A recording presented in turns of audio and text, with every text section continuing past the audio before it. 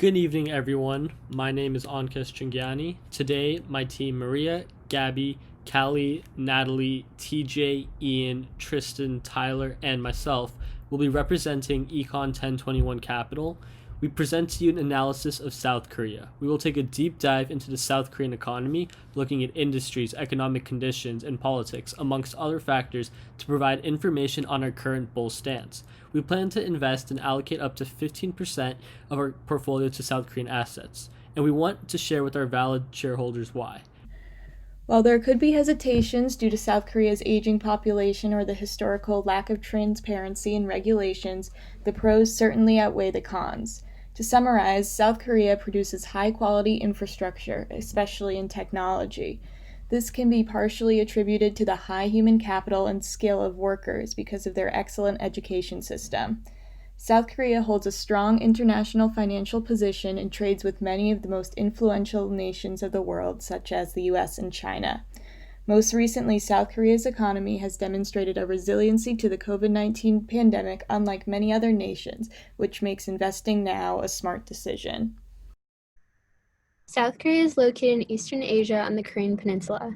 After gaining their independence from Japan in 1945, the northern part adopted a communist-style government and the southern part adopted a democratic style. This led to the Korean War, which ultimately resulted in the peninsula's official split into two political halves. South Korea is also regarded as the Republic of Korea, and they had their first free presidential election in 1987. They're historically resilient when it comes to economic setbacks, as the Asian financial crisis from 1997 to 1998 that lowered their GDP by 7% only led to reforms that increased foreign investments and imports.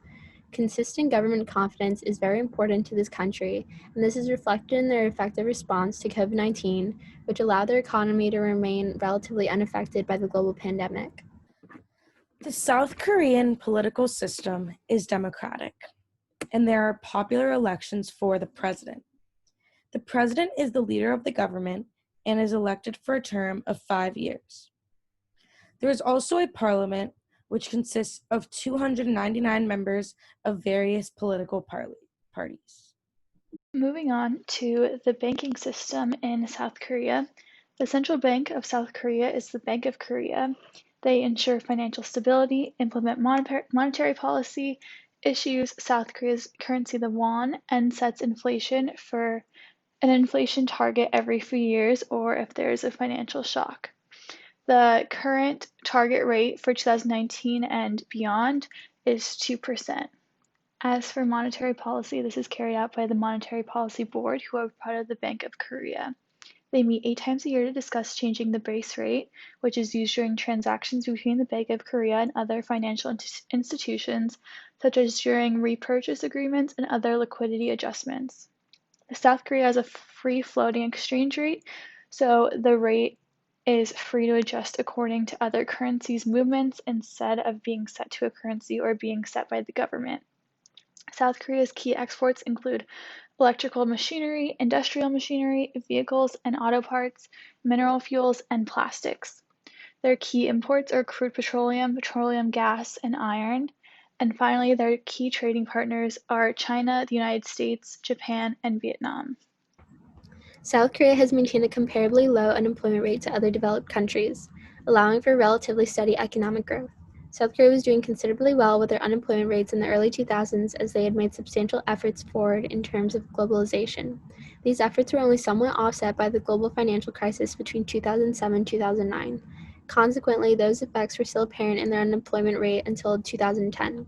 It wasn't until 2018 that South Korea experienced similarly high unemployment rates reflective of their economic state back in 2010. This change resulted in an immediate uproar from the public, leading to a loss of political capital for President Moon Jae-in. This specific increase in unemployment was attributed to the increase in the minimum wage, which presumably discouraged employers from taking on new hires. Unemployment was only further worsened by the COVID-19 pandemic, and while South Korea is in a statistically worse position than before, they are still in an arguably better position than other countries, as their recorded unemployment rate is still comparably low, and their government has acted quickly and effectively in light of the outbreaks. Following the global financial crisis of 2008, the Korean government, like many others worldwide, was tasked with improving the economy following the greatest recession since the Great Depression. During this time, Korea was seeing a lot of growth and therefore considered growth-friendly fiscal policy as the number one priority. They aimed to reach a balanced budget by 2014. In the past 5 years, South Korea has been effective at creating budget surpluses in relation to GDP. Between the years 2015 and 2019, South Korea averaged a budget surplus in relation to GDP of around 1.46%. South Korea was able to achieve this feat through a few different strategic methods. First off, South Korea worked on promoting the restructuring of resource distribution to encourage future investment and improve citizen livelihood. Examples of programs include education, public health, welfare, and research and development. They also plan to improve the efficiency of their expenditure through all stages, including planning, execution, and implementation. They even started introducing sunset clauses for some government programs. South Korea's goal as a nation is to keep low tax rates and diversified revenue bases to promote investment, stimulate employment, and improve growth while simultaneously bringing the country closer to a balanced budget. However, due to the recent COVID-19 pandemic, South Korea took on a budget deficit of 3.24% in relation to GDP during the fiscal year of 2020. South Korea foresees a budget deficit in the next upcoming years due to the unforeseen impacts of the COVID-19 pandemic on the economy. Importantly as well, South Korea is one of the world's leaders in aging countries. South Korea experienced a population increase in citizens over the age of 65 from around 14.2% in 2018 to 15.5% in 2019. With a smaller workforce, some wonder if Korea will be able to maintain a budget surplus in the future while still providing social benefits to the elderly. South Korea's inflation rate has remained relatively low for the past decade. There was an increase by almost 1% in 2017 due to the election of President Moon Jae-in, which increased consumer confidence.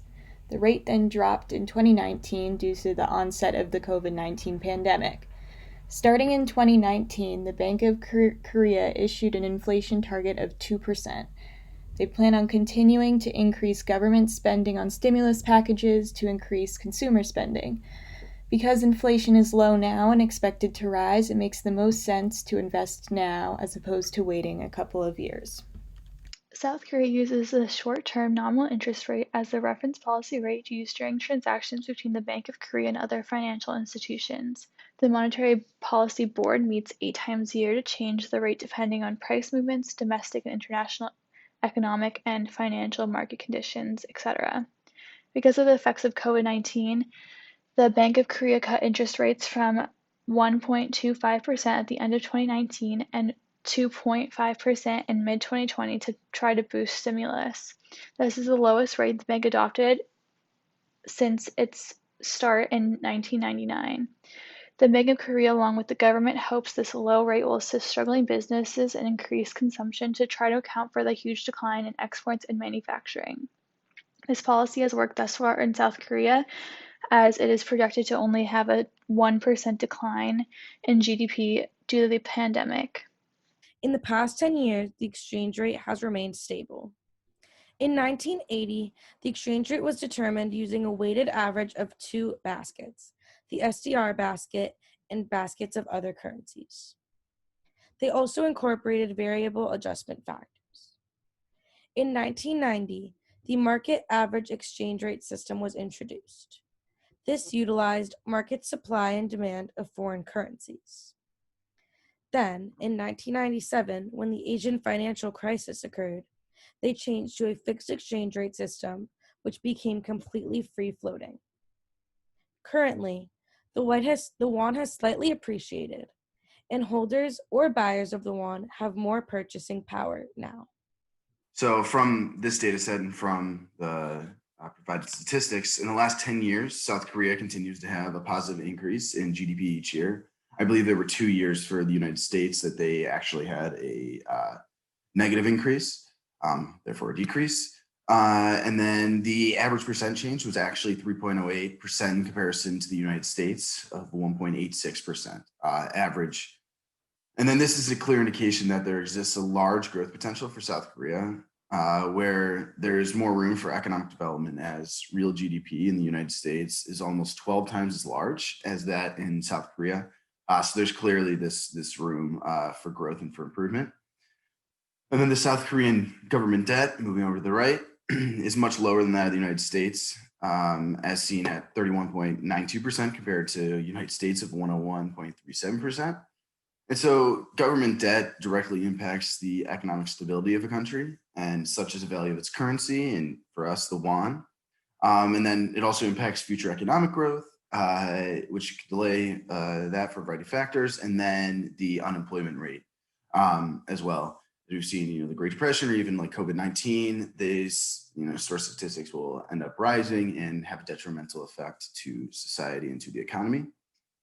The national savings rate is significantly higher than that of the United States. It's at 35.32% compared to 17.84%. The world average is actually 24.59%, as you can see. And South Korea is, in my opinion, is saving for future innovation and continued development of the domestic economy.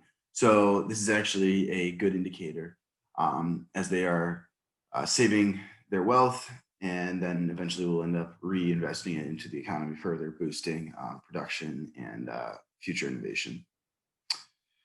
So one of the only areas that was lacking, or at least appear to be lacking, is the amount of foreign direct investments. Is only 0.76% of the nominal GDP is being placed in the outside markets.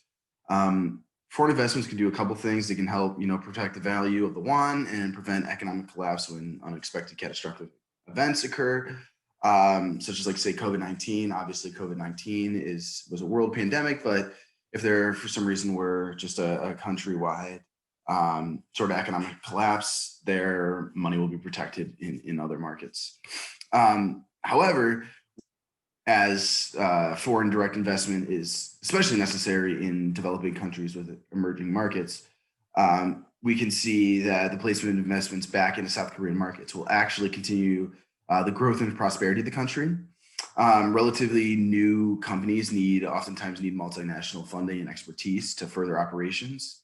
And so foreign investments is a common way to promote international sales and, having a larger consumer population, larger consumer base. And so then in turn, foreign investment actually increases jobs and wages. However, for us, eventually they will look to increase investments across a larger range of foreign markets. However, with a booming economy and even though it's a developed country, a growing economy with a lot of potential, it's imperative that they continue to invest more and more heavily into their own country.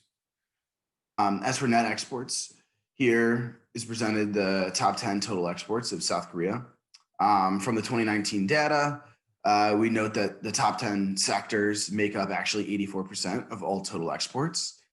And so, as I just discussed previously with foreign direct investments, it's not surprising that the only increasing net export from 2018 to 2019 was vehicles, and they had only a 2.8% rise.